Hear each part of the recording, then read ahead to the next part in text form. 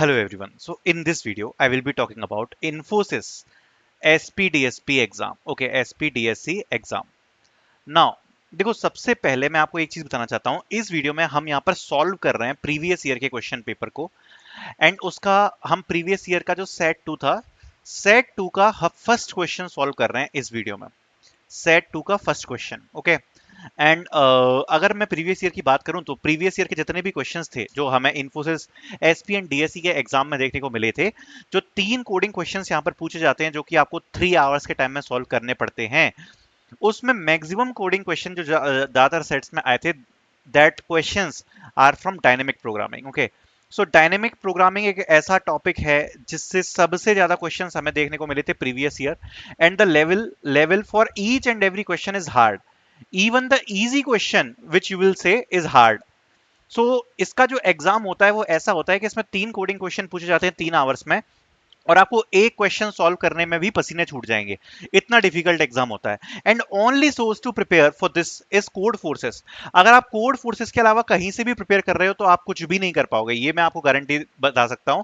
केवल code forces ही ऐसा platform है जिस पे आपको ऐसे क्वेश्चंस मिलेंगे जो कि यहाँ पर Infosys DSC exam, SP and DSC exam के लेवल के हैं.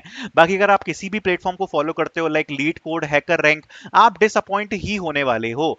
आपको क्या करना है, सीधे सीधे जो कोड फोर्सेस के क्वेश्चंस हैं, खासकर जो डायनेमिक प्रोग्रामिंग के क्वेश्चंस हैं, आपको वो यहां पर सॉल्व करने पड़ेंगे इसके लिए. ठीक है. एंड क्या रेटिंग के क्वेश्चन सॉल्व करने पड़ेंगे, तो आई वुड सजेस्ट के 1500 प्लस रेटिंग के क्वेश्चंस जो होते हैं उनको आप यहां पर कोड फोर्सेस से सॉल्व कर सकते हो तो get a practice for Infosys. Also dynamic programming के क्वेश्चन होंगे, बिट मैनिपुलेशन के क्वेश्चन है, एरेज, स्ट्रिंग्स, इनके जो क्वेश्चंस होते हैं यही आपको बस जो है प्रैक्टिस करने हैं बिकॉज ज्यादातर यही क्वेश्चंस पूछे जाते हैं. Let me solve one coding question for you guys जो कि लास्ट ईयर का सेट 2 का क्वेश्चन है. सेम ये क्वेश्चन यहाँ पर पूछा गया था, चाहे तो आप खुद गूगल पे सर्च कर लेना, आपको मिल जाएगा. यही सेम क्वेश्चन था जो कि पूछा गया था पिछली साल इन्फोसिस में. तो डिस्कस करते हैं जरा इसके बारे में. तो ये क्वेश्चन कहता है birthday gift counting integers array with interesting properties. This is the question name.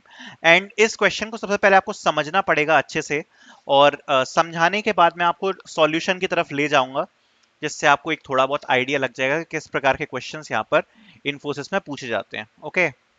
And अगर आप में से कुछ बच्चे हैं जो मेरी तरह है जिनको कोडिंग पसंद है तो उनके लिए तो ये ट्रीट है बिकॉज इन्फोसिस का जो लेवल है वो बहुत ज़्यादा बढ़िया है. तो मुझे पढ़ाने में भी मज़ा आता है और आप लोगों को, अगर आप कोडिंग सॉल्वर हो तो आपको पढ़ने में भी मज़ा आएगा. ठीक है. Your birthday is coming soon and one of your friend Alex is thinking about a gift for you. He knows that you really like integer arrays with interesting properties. Okay. He selected two numbers n and k. तो अब यहां पर कुछ interesting बात आई है. दो number हमें बताए गए हैं, एक है n और एक है k. And decided to write down a paper all integers array with the length of k. ठीक है. तो ये बात इन्होंने बता दिया कि जो इंटीजर एरे बनेगा, मतलब जो अपना एरे बनेगा, उसकी जो लेंथ होगी वो क्या होगी. ऐसे आपको हर चीज दिमाग में रखनी है. उसकी जो लेंथ होगी वो होगी k. ठीक है. दो नंबर से हमारे पास, एक है n और एक है k, जिसमें इंटीजर एरे हमें बनाना है जिसकी जो लेंथ होगी वो है k.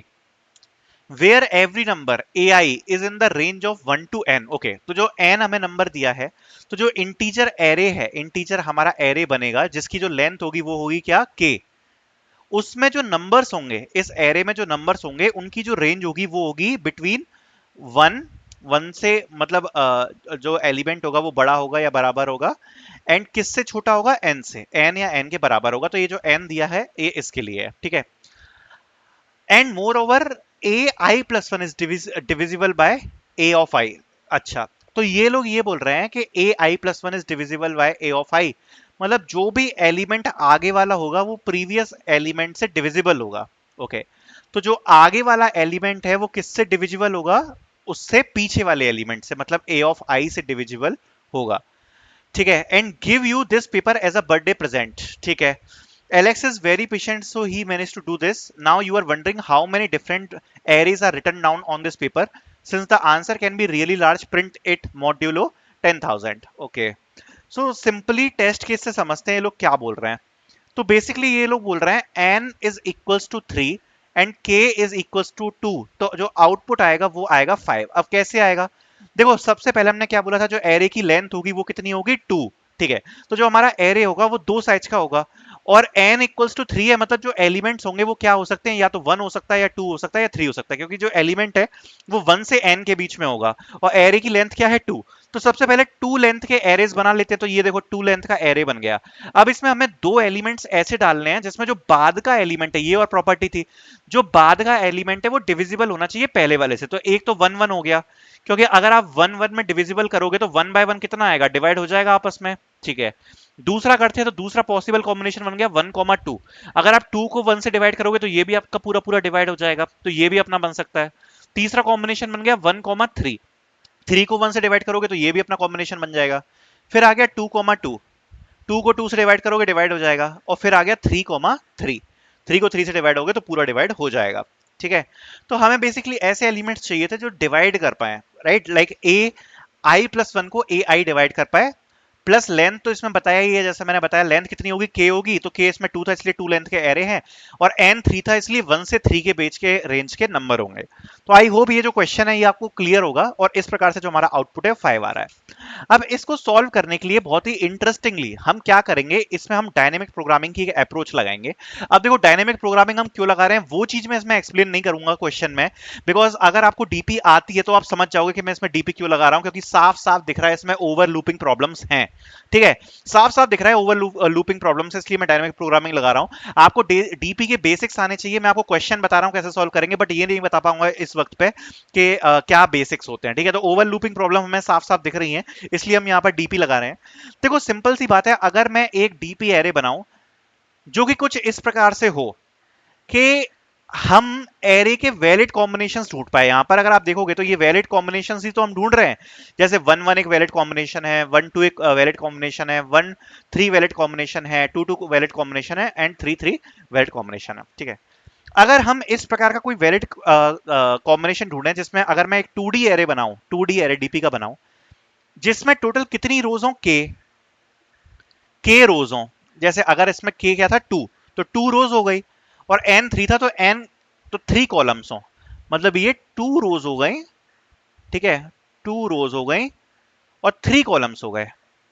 ठीक है, अब ये जो हर कॉलम है ये आपस में क्या रिप्रेजेंट करेगा कि उस जगह पे अगर मैं वैल्यू लूं, सपोज डीपी के, और ये जो मैं डीपी बना रहा हूं ये के एन एन की बना रहा हूं, तो सपोज ये जो डीपी के एन की है, एंड सपोज अगर मैं बात करूं डीपी 0 0, मतलब अगर सपोज हमारा ये जो एरे की लेंथ है वो 0 है, और जो एन की वैल्यू है वो 0 है, तो इस पॉइंट पर, इस पर्टिकुलर पॉइंट पर टोटल कितने वैलिड कॉम्बिनेशन हमारे पास होंगे।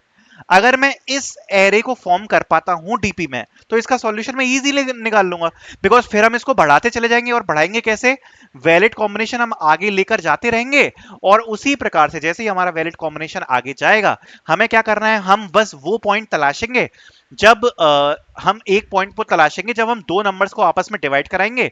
लाइक सपोज हम एक नंबर लेता हूं मैं, नंबर 1 एंड नंबर 2, इनको आपस में हम डिवाइड करा देंगे, एंड सपोज एक पॉइंट पर ये दोनों आपस में डिवाइड हो रहे हैं, इसका मतलब हमें एक वैलिड कॉम्बिनेशन मिल गया, तो हम इस वैलिड कॉम्बिनेशन को ऐड कर देंगे अपनी प्रीवियस डीपी पे। प्रीवियस डीपी जो भी हम ये डीपी बना रहे हैं, इसी के प्रीवियस फॉर्मूले में हम इसको ऐड कर देंगे, यही तो हम डीपी में करते हैं, और क्या करते हैं, राइट, हमें एक वैलिड कॉम्बिनेशन मिल गया तो इसका जो प्रीवियस कॉम्बिनेशन है उसके साथ हम सम अप कर देंगे। तो ये सिंपल सा काम हमें करना है। अब उसके लिए देखो डीपी हम बना रहे हैं के और एन की, राइट, डीपी बना रहे हैं के और एन की। अब इसमें जो बेस केस है हम उसको कैसे फिल करेंगे, सपोज मैं सपोज करता हूं कि अगर हमारे एरे की, हमारा जो टेस्ट केस है, सपोज के की वैल्यू 1 है और एन की वैल्यू सपोज 3 है, तो हमारा जो एरे बन पाएगा उसकी लेंथ केवल 1 होगी, तो हमारा जो एरे होगा उसके डिफरेंट कॉम्बिनेशन क्या क्या बनेंगे, एक एरे बन जाएगा जिसमें 1 होगा, एक बन जाएगा जिसमें 2 होगा, और एक बन जाएगा 3 होगा।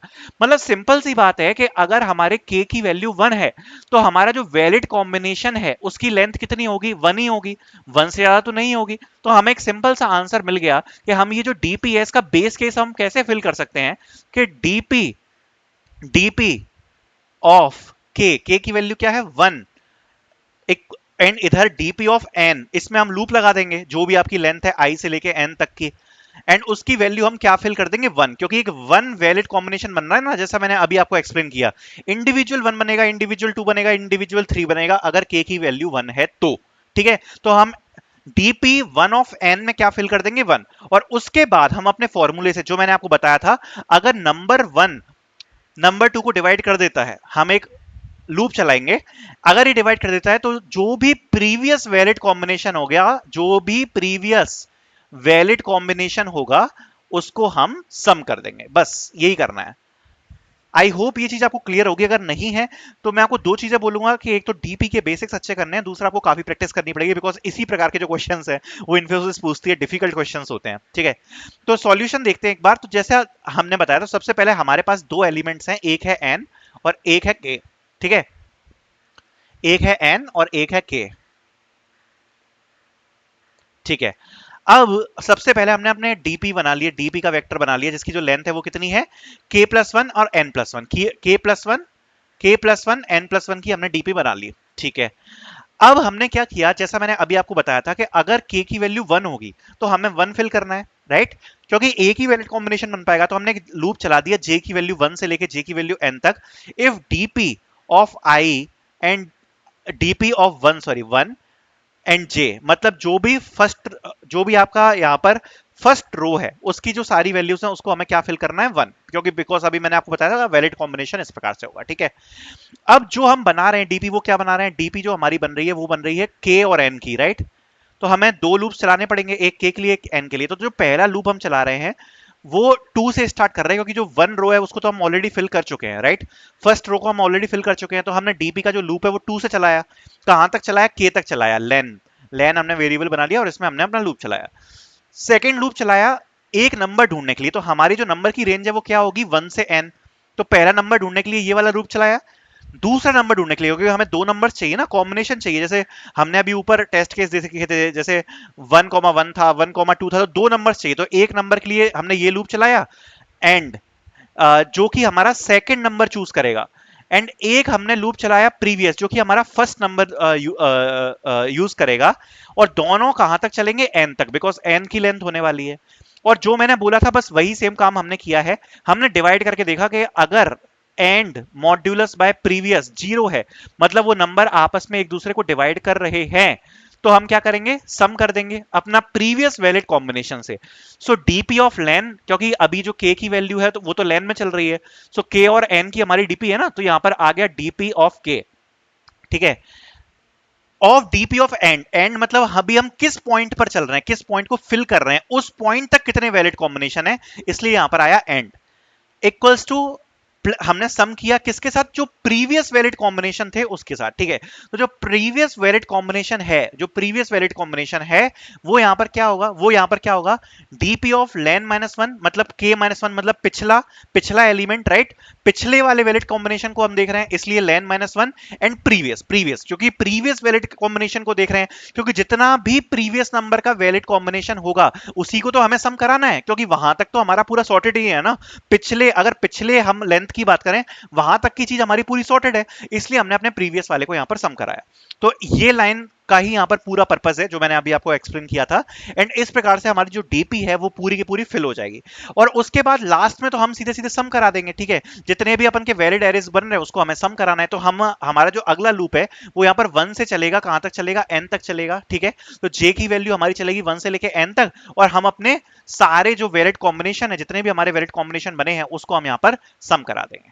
ठीक है, तो ये हम अपना करा देंगे, ये हमारा वही रहेगा, मतलब बेसिकली जो हमारी इसमें लास्ट रो निकल के आएगी, देखो जितने भी हमें वैलिड कॉम्बिनेशन मिलेंगे वो पता है किस जगह पे मिलेंगे, जो हमारी लास्ट रो होगी। ठीक है, जो हमारी लास्ट रो होगी उसके एंड में उतने लेंथ के हिसाब से हमें जो वैलिड कॉम्बिनेशन है वो यहां पर मिलेगा। तो जैसे सपोज मैं आपको दिखाता हूं कैसे, मैं क्या बोलना चाह रहा हूं, हमारा एन, के बाय एन का हमारा एरे है। ठीक है, अब यहां पर के रोज है हमारी और एन कॉलम्स हैं। ठीक है, तो अब ये जो पॉइंट है, इस पॉइंट पे वो क्या बताएगा कि सपोज अगर के की वैल्यू 1 होती, तो के की वैल्यू 1 होती तो हमें टोटल कितने वैलिड कॉम्बिनेशन यहां पर मिल रहे होते। ठीक है, तो वो इस जगह पे बताएगा कि अगर के की वैल्यू 1 होती और एन की वैल्यू कितनी होती 3, अगर n की वैल्यू 3 होती तो हमें कितने वैलिड कॉम्बिनेशन मिल रहे होते वो इस जगह पे आएगा। एंड साथ साथ में इस जगह पे क्या आएगा, अगर k की वैल्यू हमारी 2 होती और n की वैल्यू हमारी कितनी होती 3 होती, तो हमें क्या वैलिड कॉम्बिनेशन मिल रहे होते। तो हम यहां पर जितनी भी n की वैल्यू है उसके हिसाब से, ठीक है, उसके हिसाब से हमारी k की वैल्यू के हिसाब से इनको सम अप कर देंगे, ठीक है, जिससे हमें जो लास्ट में आंसर है वो हमें अपना वैलिड आंसर यहां पर मिल जाएगा और लास्ट में हम इसे रिटर्न करा देंगे। So this is the previous year last year question which was asked in Infosys. ठीक है, आपको आई होप आपको लेवल समझ में आया होगा, इस प्रकार के क्वेश्चन समझ पूछे जाते हैं, स्टोरी बेस्ड और डिफिकल्ट क्वेश्चंस होते हैं। अब जैसे आपने ये क्वेश्चन देखा होगा, ये डिफिकल्टी क्वेश्चन है, मतलब मैं इसको इजी तो बिल्कुल भी नहीं बोलूंगा। तो इस लेवल के क्वेश्चन, इवन इससे हार्ड क्वेश्चन ही यहाँ पर इन्फोसिस में पूछे जाते हैं। Thank you so much for watching.